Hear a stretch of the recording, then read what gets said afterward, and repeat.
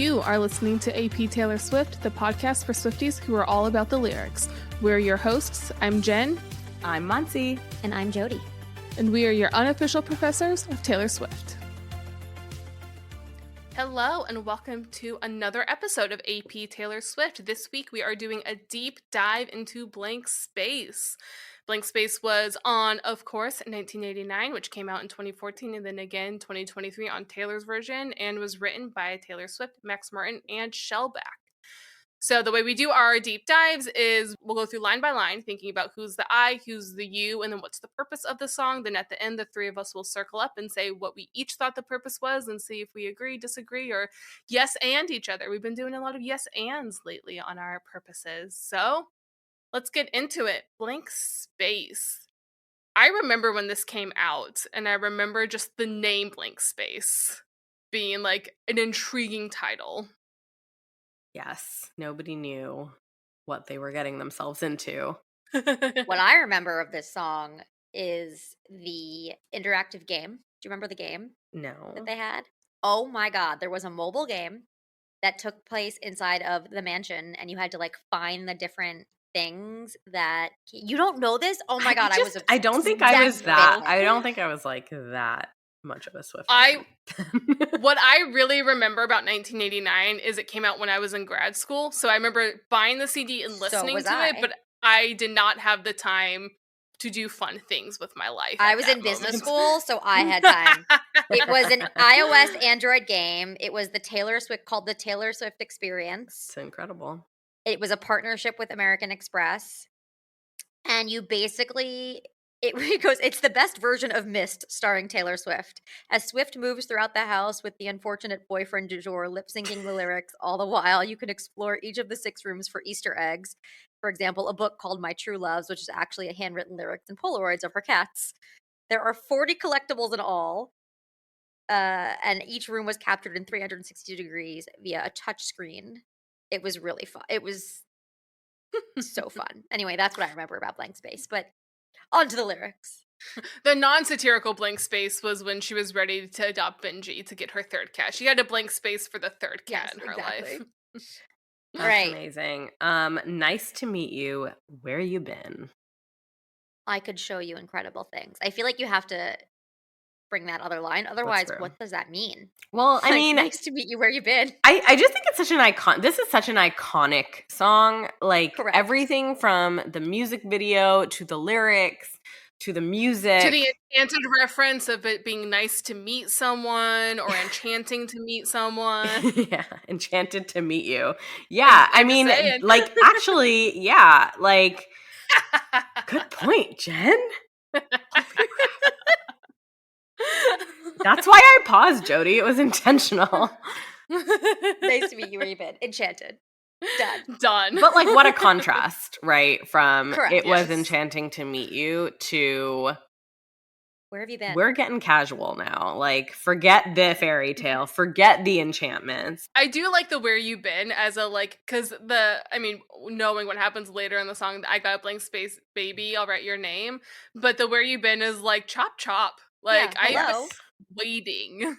Yeah, I've been waiting. There's impatience. Impatience. Yes, it's very like no frills. But it's also when you pair it with I could show you incredible things, there's so much confidence in that. Like, what's up with you? I'm here and I can show you incredible things. It's not just that like I've been waiting for you. It's like you have needed me in your life. Correct.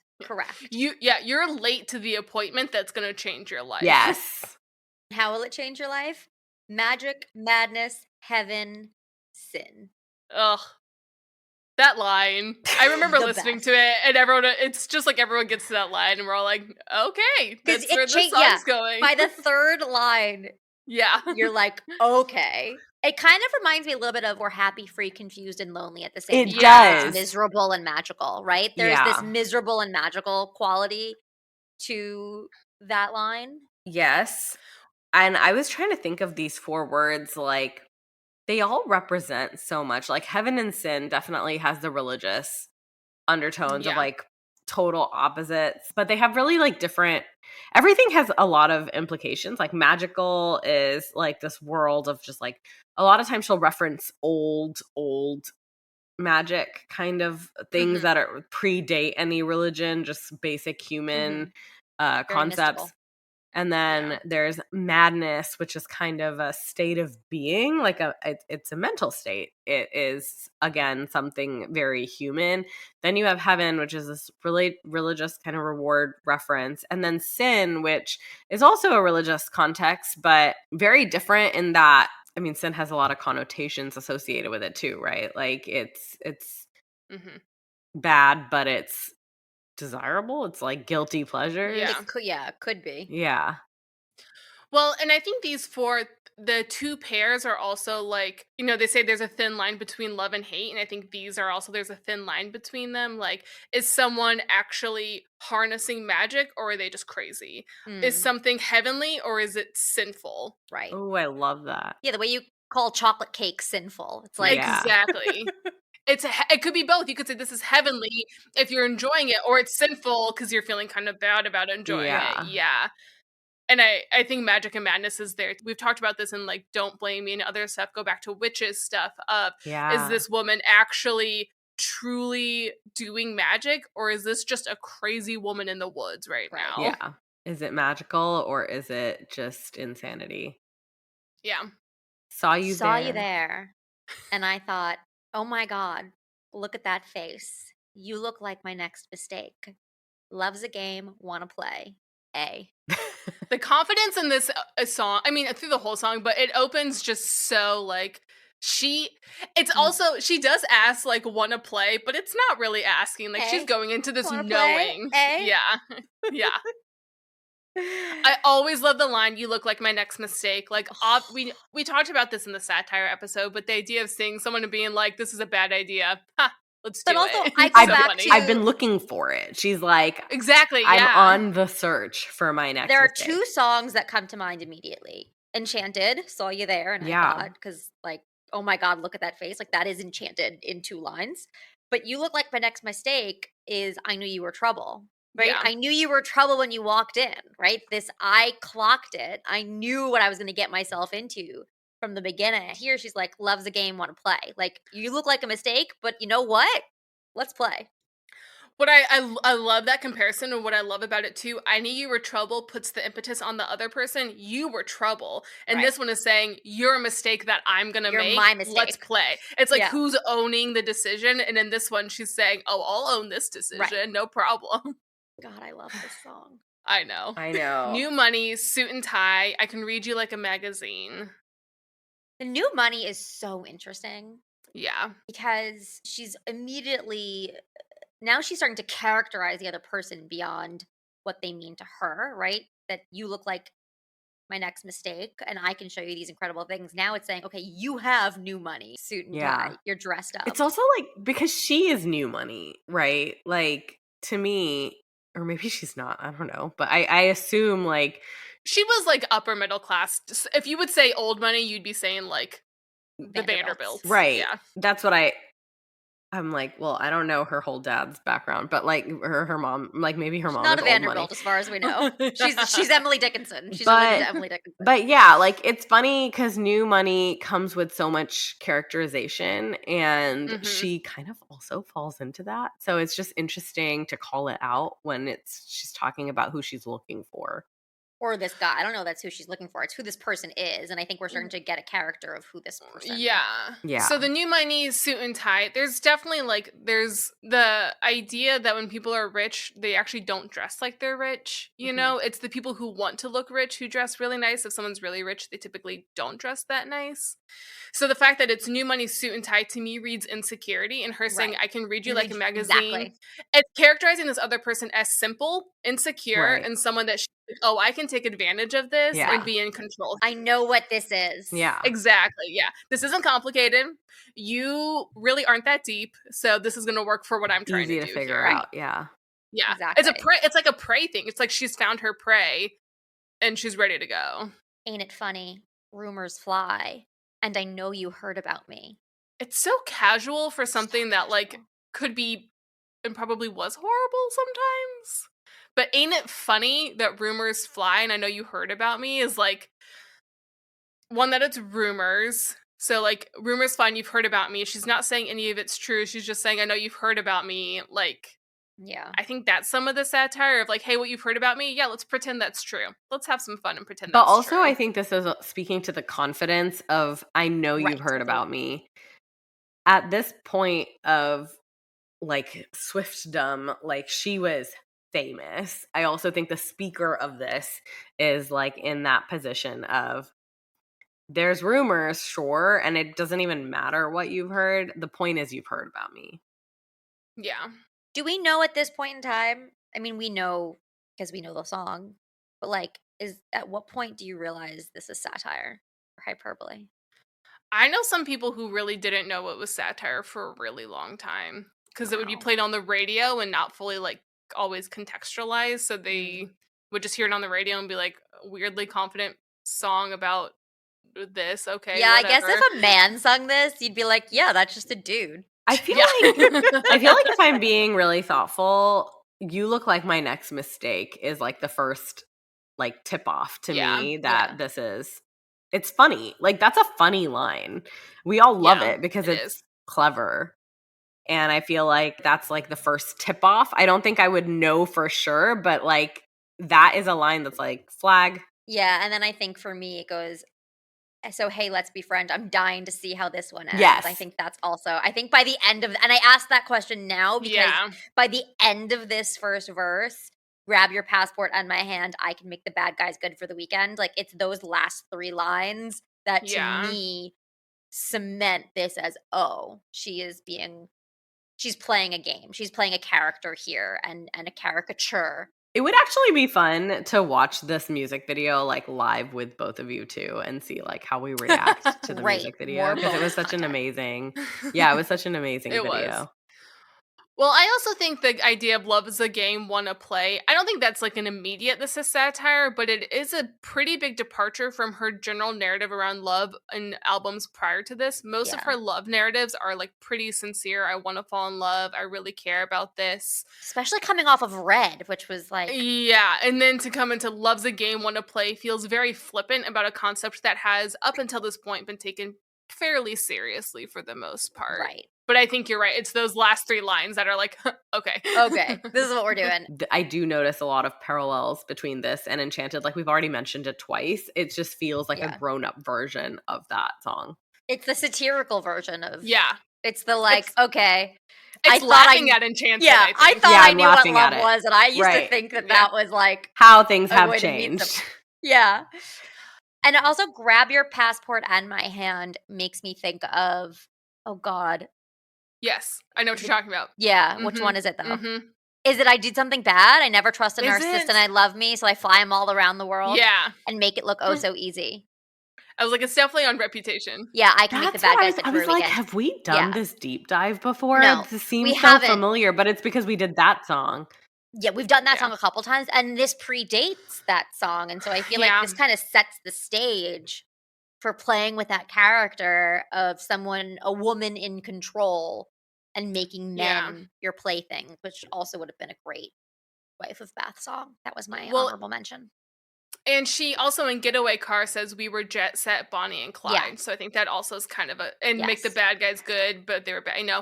I Yeah. also think it's not that big of a point, but I think it is fascinating that she says, so hey, let's be friends. I mean, some of that might be to rhyme with I'm dying to see how this one ends. But it's like, let's be friends. It's so casual, but it's gonna end. It's gonna be it's like not friends is not what she's looking for here. Yeah, she could have said like, let's be my boyfriend. Although maybe Yeah. she's let's be friends. Maybe let's be friends is also like a like joking. Like let's be friends. Yeah. It's like Yeah. not really. It just feels like I an wanna be interesting more. word choice. Yeah. Yeah. But not serious. We're not serious. Like, really, No. she's saying, let's be like Friends with benefits. situationship. I'm dying to see how this ends because Yeah. if we want to move on, like, so it's going to be forever or it's going to go down in flames. Like, Yeah. there's only 2 options. This chorus, we were talking about satire earlier, and it feels like this chorus is the only part of the song that actually is like more authentic. Like, I feel like this is where she's actually real. it's going to be forever or it's going to go down in flames. You can tell me when it's over if the high was worth the pain. Got a long list of ex-lovers. They tell you I'm insane because you know I love the players and you love the game. We'll go through it line Why by do you think line. that? We go through I it guess line you by could line, see it but yeah, real. I think for me this is like the part where if you're watching a TV show and there's like the moment where they break the fourth wall and like talk to you, to me this chorus is like the part where she's actually like being real and acknowledging the reality of the situation. And then the everything outside of the chorus, the verses are just her being like, Well, except for ludicrous. because you know I love the players and you love the game. Like I kind of see what you're saying. Where like if you take the music out of it, right? Because the music is also what The music because it's also poppy and changes. fun. Yeah. You know I love the players and you love the game is also like her acknowledging the like her part, and she does love the players. Like she likes that. Like she likes that part of it. Like I just feel like she's being more honest in this part. Oh, see, I don't think that. I think that that's a very negative characterization and not something that you would say authentically about yourself. That I love the players. I do think it's interesting. I'm not sure where I stand, but I do think it's interesting that she doesn't say because I love the players. It's because you know I love the Yeah. players. And then the first verse we have, "Ain't it funny rumors fly?" And I know you heard about me, so like you've. It could be true, but she's not saying I love the players. She's saying you know I love the players. But earlier she acknowledged that there were rumors flying. So it, I kind of think it leaves you in this question mark of most of the songs she's not saying a ton about what she wants. She's acknowledging the rumors and saying those exist, and then it's like they may or may not be true. Yeah. TBD. And even the got a long list of ex-lovers, they'll tell you I'm insane. That's not saying Yeah. I'm insane. That's saying Yeah, they'll all tell these you. people. I mean, Yeah. but I do think like got a long list of ex-lovers, like that to me is said flippantly or sarcastically because that is what other people say about her versus maybe how she would characterize that. Yeah. I think like to your earlier point about like the characterization of saying you know I love the players and you love the game. I do think that that's not something that you would want to characterize yourself in and Right. like would want to admit, but that's why I feel like it's kind of real. It's like if I'm being really honest, Honest. then sure, like she's like the reality is like I do kind of like it. Like that's how I read that line of Mm. like would never really say this, but if we're being real, to me, this part is the most Could be. honest. Yeah, like potentially like the let's take away all the facades, but then like all the facade comes back on, right? Like, and then you, Yeah. and I do think like the music kind of changes as well intentionally so that you have a mindset shift. Mm. Well, going through line by Yeah, line, let's I do line by also line. just love "It's Gonna Be Forever" or "It's Gonna Go Down in Flames" because I would argue that's not necessarily true. And in fact, in later music like "So Long London," it didn't go down in flames. It was a quiet, slow death. But she's saying in this characterization Those are of my who she options. is, there's two options. Yeah. I think for this phase in life or like what the situation the speaker is in right now, I think we're talking about a next mistake kind of life. Like she's not looking for something serious. She's looking to just mess around. And in that situation, I guess like because it's not forever, it would go down in flame maybe in I don't that know. mindset. I related also to a lot to Lavender Haze, where you have this outside perspective of what things are or should be. The only kind of girl they see is a one night or a wife, and I Mm. think similarly here, the only type of options they see is it's going to be forever or it's go down in flames. That's a good point because the reality could be different. The reality is very different. Yeah, there's other options. We're talking about a whole song that is playing with these outside perspectives and perceptions of somebody, not your own perceptions of who you are.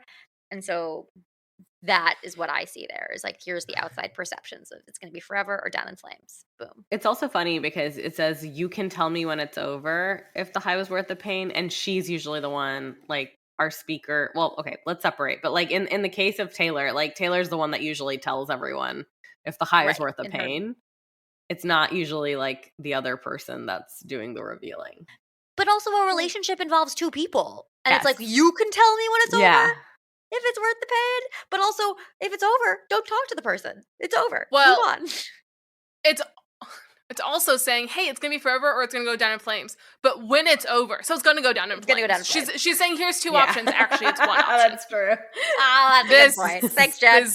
It's over. It's going to not go Not over. if it's Well, over. So you can tell me when it's over if the high was worth the pain. Well, there we go. Deep writing. Thank you.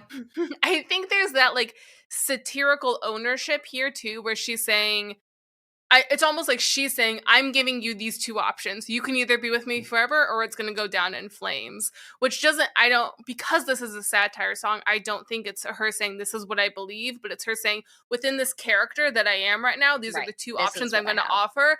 And wink, wink, actually, it's going to go down in flames. I'm actually giving you one option. You can't be with me forever. So, which means you don't get an option. Yeah. If you only have one option, you don't have an option. The power play, the power implication. Yeah. But maybe the high will be worth the pain. That is the one, like, this might still be worth it. Do you remember when everybody thought this was something about Starbucks lovers? Yes. Got a long list of ex-lovers. All the lonely Starbucks lovers, I think it was. I used to have a coaster that said that. It was great. They'll tell you I'm insane because I love the players and you love the game. There's also this difference between what I love and what you love, and that they're not the same. Yeah, the I and you game here is very strong. You is this one singled out person that she has identified, and the speaker is like very clearly in control of what that you even thinks. One thing here, there's a Shakespeare reference. I always think of basketball. Because I love the players and you love the game. Well, she does kind of take the quote and change it and make it her own, right? Like the players and the game means she's equating it to sports. Right. But the original quote about the players is in terms of a stage and performance. Yeah. And I do think here she's doing both. Acting. She's starting with it and then twisting it. So it's starting with, I love the players as if it's all a performance. But then she says, I love the game, and it changes the meaning. It changes the meaning of the previous line. But you don't get that until the next line. I do like that she says, and you love the game, because we just started with the beginning of this is basically saying, this is two options, actually as one option, but there's going to be a lot of pain, but it might be worth it. But hey, you like the game. It has this like gambling element where it's like play to win. Yeah, we're in Vegas right now, and it's like you want to roll the dice and like challenging someone who really likes to roll the dice. Yeah, because we're young and we're reckless. We'll take this way too far. It's just a given. Yeah. Very much 22. More 22 vibes. It'll leave you breathless or with a nasty scar. I like that there's the like kind of pause in there. It'll leave you breathless or with a nasty scar. Also, breathless could be good or bad. Right. It can be romantic or it could be suffocating. Right. Like literally. Got a long list of ex-lovers. They'll tell you I'm insane, but I've got a blank space, baby, and I'll write your name. We kind of skirted over the scar, but I do think it's worth thinking about how like a scar is like a nasty scar is there forever. Ever. Like it heals, but the mark remains. Yeah. And you can't forget about it. A nasty scar. Like Harry Potter. Yeah. Well, and like just like the word nasty, it's like it's not just a light scar, a fade. It's not a clean scar. Ooh, yeah. Has she used the word nasty before? Let's look it up. To me, it's like that ugly, contorted, twisted scar. Yeah. Like it's not. You're not happy. Like you don't like looking at it, but it's there. Nope, this is the only time she uses nasty. This blank space. Okay, there we go. Cool. So she's using words that are not characteristic of hers, which is awesome. Which is very telling. Yeah. And then I think the repeat of got a long list of ex-lovers, they'll tell you I'm insane, is in service of the title of the song, but I've got a blank space, baby, and I'll write your name. That this long list of ex-lovers has space for one more name, which goes back, Jen, to you so accurately saying that you can tell me when it's over. You will be an ex-lover. There is only Yeah. one way that this ends. And I'll write your wait, okay, I love that because when I have heard this song, I've always thought about I'll write your name as like, let me sign you up to be my next mistake. But Yeah. it's specifically like post breakup. It's not like let me sign you up to play this game. It's like let me sign you up as an ex Oh, I think it's preemptively. both. I think it's both. You could argue It's saying that, it's inevitably both. yeah, it will be both. It will be both. Right? Like, Yeah. you're going to play this game because you will end up as an ex-lover. Well, also just going back to the scar, because I was curious and looking it up, the only other place I could find in my brief search where she uses scar is in Lover, with every guitar string scar on my hand. So that's interesting. Oh, because she also uses ex-lovers here. Yeah. Oh. Yeah.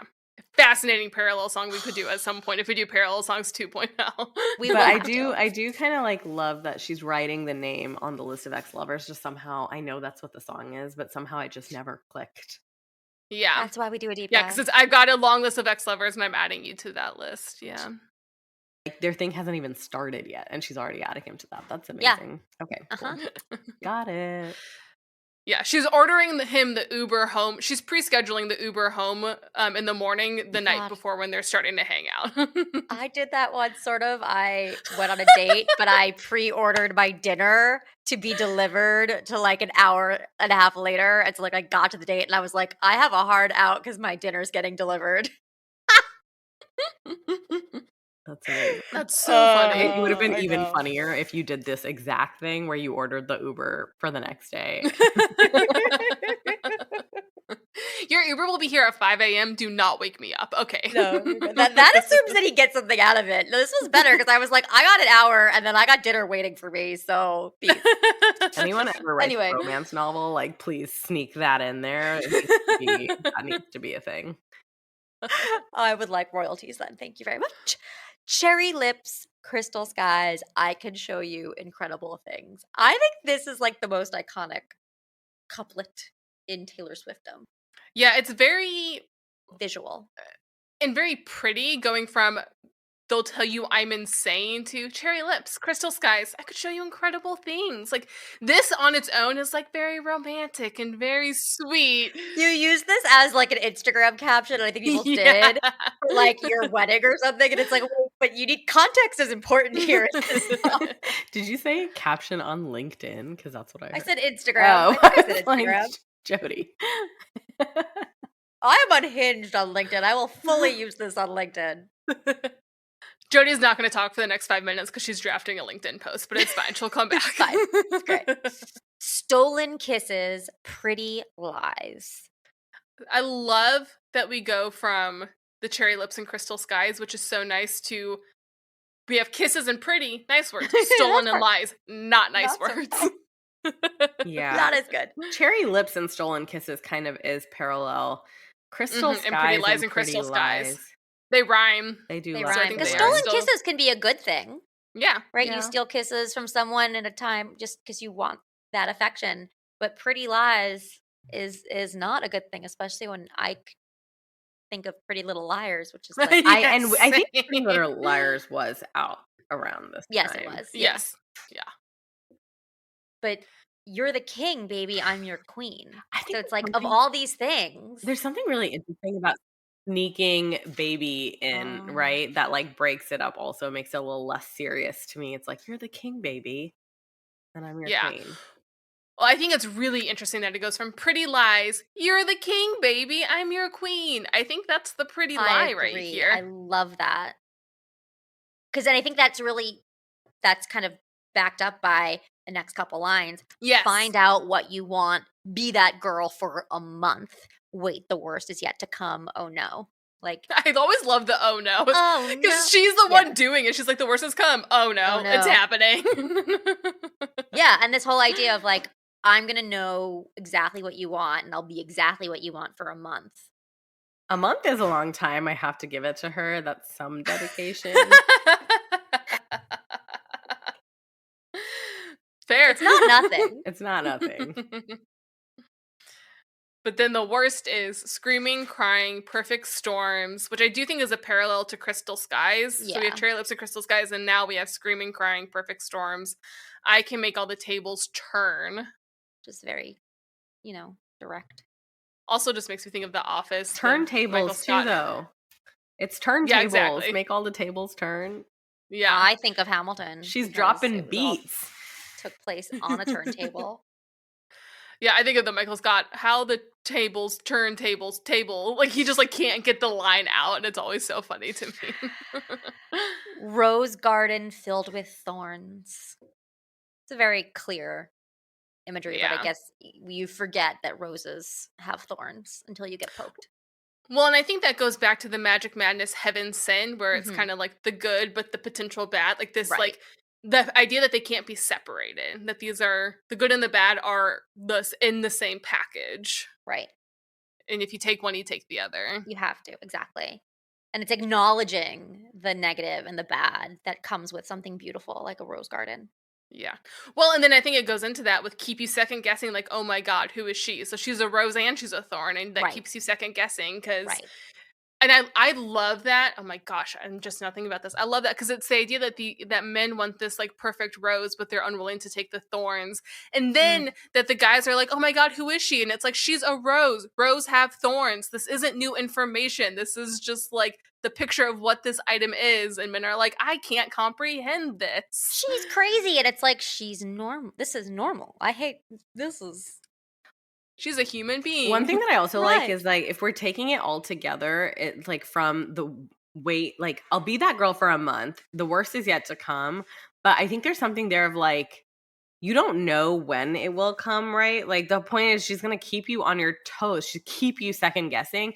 When she says I can make all the tables turn, the use of the word I can is like Mm-hmm. not guaranteed, right? It's not promised. It's like what is promised is I'm going to be this girl for a month. It is going to get worse. But when like she's not saying I will make the tables turn, she's saying I can, and it's kind of like I can do this at the drop of a hat. You don't know when it's going to happen. And so she's a rose garden filled with thorns. Now he knows that. She's been honest about it. She knows she's been honest about the fact that the worst is coming, but she's going to keep him second guessing and on his toes, like keep him on edge because he doesn't know when the hat's going to drop. So you know the worst is coming, but you don't know when. It's all that control. That's like all that control.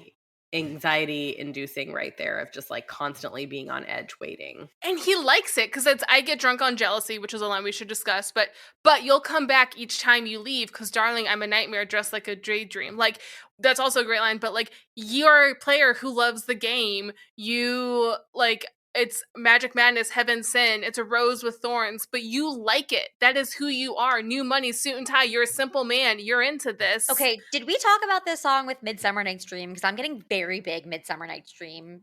Yes. I don't think we did. Flashback. Yeah. I don't think that was the one. Did it just come up? I don't think we talked about Blank Space, but I'm seeing a lot of parallels satire.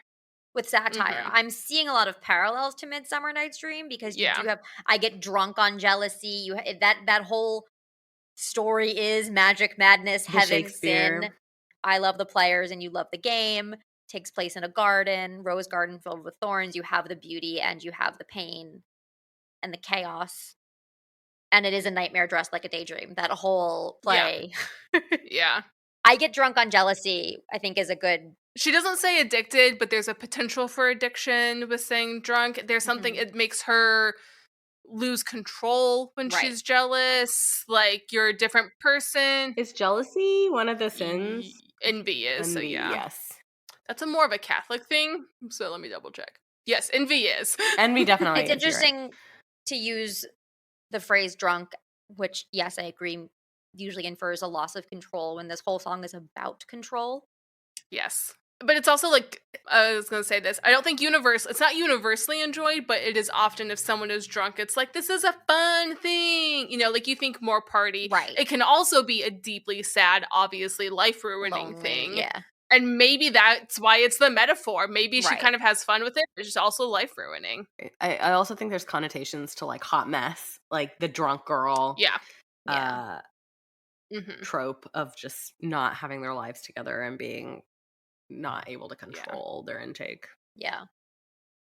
But you'll come back each time you leave, right? He loves it. Yeah. Each you're time just you as leave complicit. guarantees he's leaving multiple times too. Right. Oh, And you yeah. are complicit. This is not like she might have control here, but you come back because I'm a nightmare dressed like darling. I'm a nightmare dressed like a daydream. God, I love the cleverness of those words, nightmare and I know, it's daydream. so clever. I really love that you come back each time you leave. I think there's sometimes this narrative of like, oh, crazy women are trapping men, or, when the reality is it's that like it's abusive men who tend to trap their female partners. But it's the idea of like, oh, he's dating this crazy girl, but I don't know, like he's like blinded to it, or she's brainwashing him or something.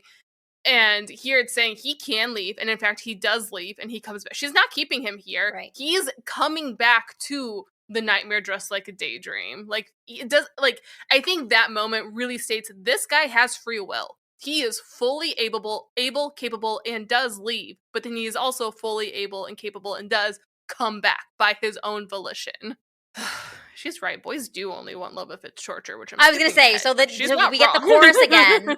And then I think Yes. what you're saying, Jen, brings us straight to the bridge. Boys only want love if it's torture. Don't say I didn't. Say I didn't warn ya. Boys only want love if it's torture. Don't say I didn't. Say I didn't warn ya. One of her simplest bridges. It's like 2 lines repeated over and over again. Actually, only repeated twice.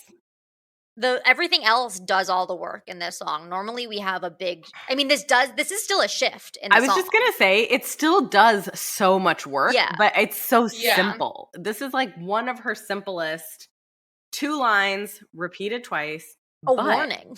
loaded lines.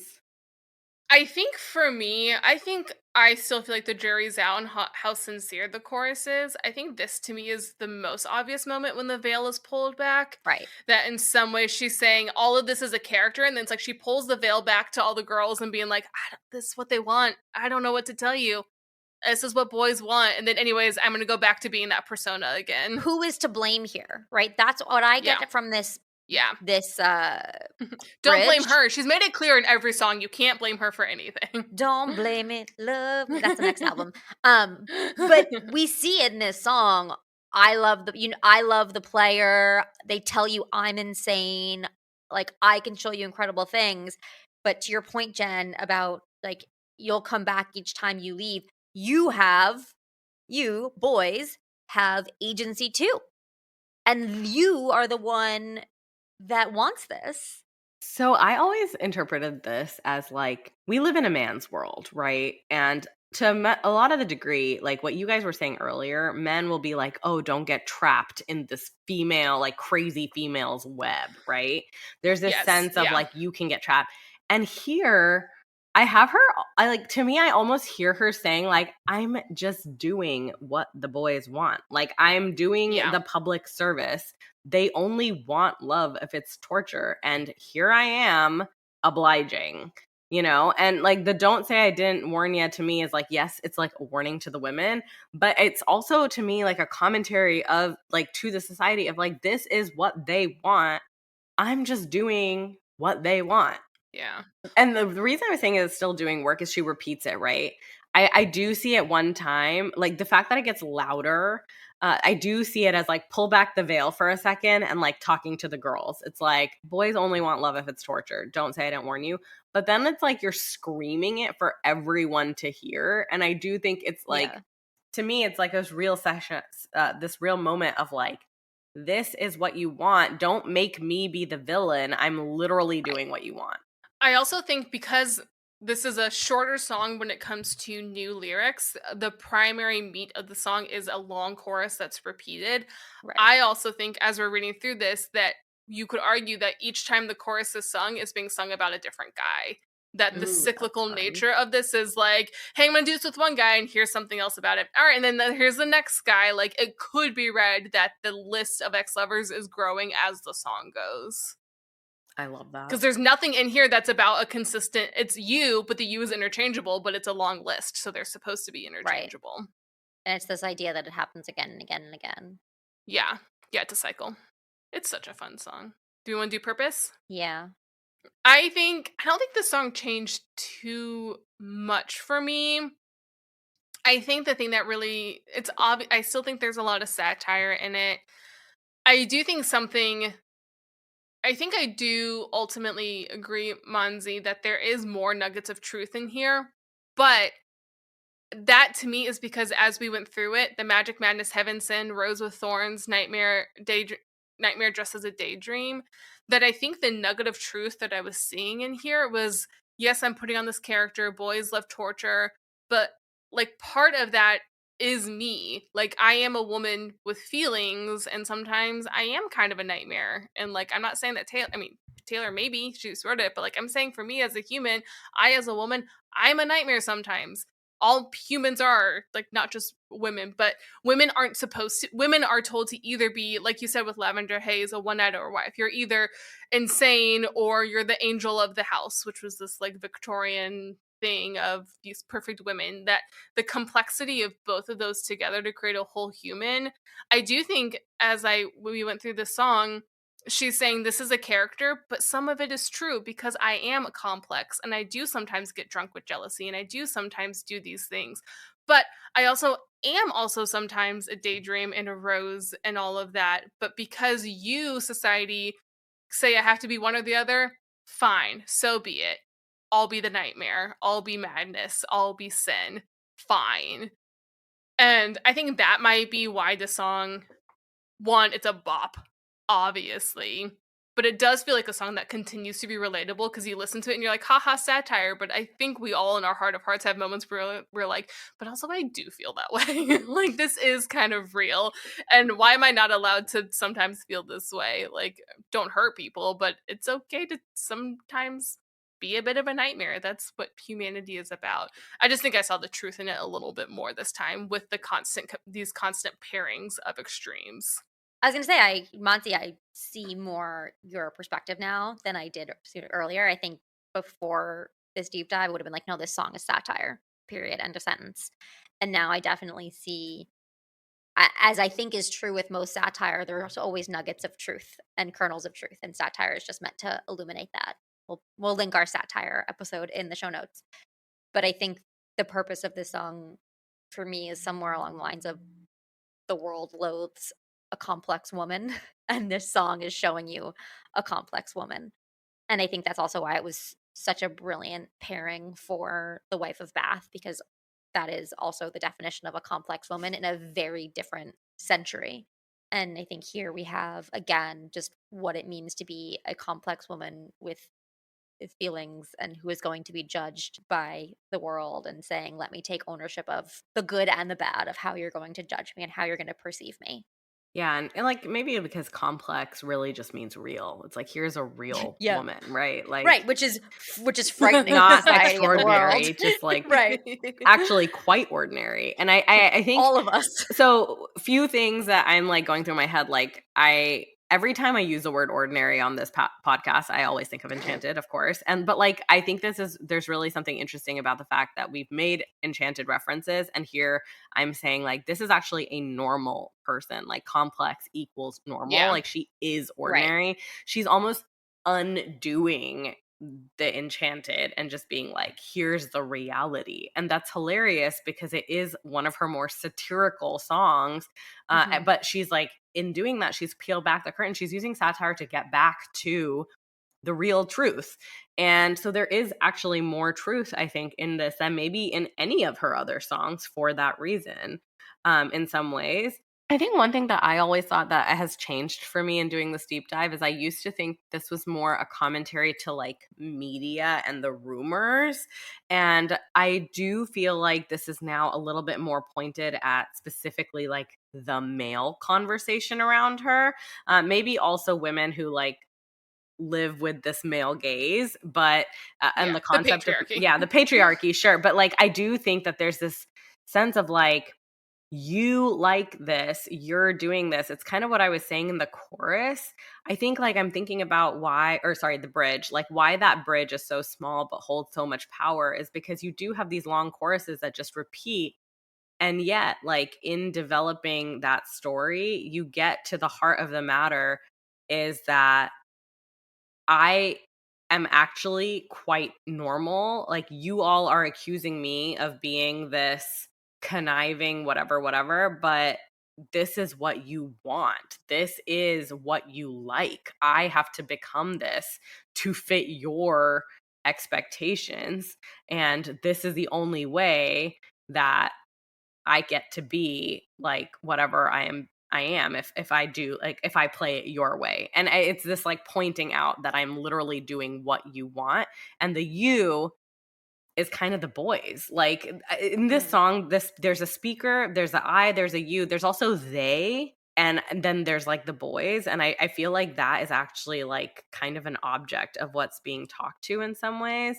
And it is really interesting because I think about like the current climate where there's this epidemic sort of the lonely boys. Like everybody's like, oh, the boys, there's like they're lonely, they're getting sucked into gaming and AI, and there's violence and there's loneliness and they're in a really bad headspace. And to me, all I hear is like, boys only want love if it's torture. Don't say I didn't warn you. Like how prescient, to have this realization that the culture is evolving in this way where boys want this kind of toxic thing. And women are having this kind of like enlightening moment that we don't need to cater to that. Like we can own our own complexities and not just be catering to the incels. Yeah, for lack of a better word. Amen. No, that's the perfect word.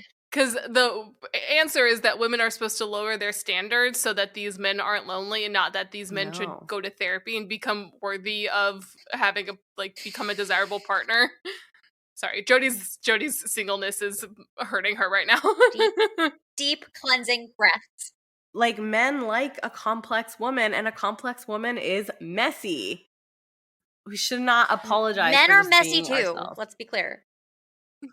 Yes, Actually, because just simple. normal humans are messy. Yeah. Ugh, I love the song. I know. It's Still so top 5, I think, maybe. Top 5, yeah. 100%. Least overrated one of her big pop songs. I do agree with that. Yeah. Well, that's all for today. Join us next week as we deep dive and overanalyze more Taylor Swift music. That's all we have for you today on AP Taylor Swift. Be sure to rate and review us on your favorite podcast app. Follow us on your social channel of choice at AP Taylor Swift to stay up to date. And join us next time as we overanalyze and deep dive into the next Taylor Swift song on AP Taylor Swift.